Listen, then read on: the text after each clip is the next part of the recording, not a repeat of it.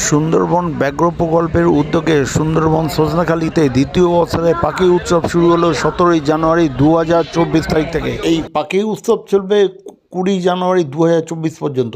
সজনাখালের এই অনুষ্ঠানে উদ্বোধন করে রাজ্যের প্রধান মুখ্য বন সংরক্ষক দেবল রায়।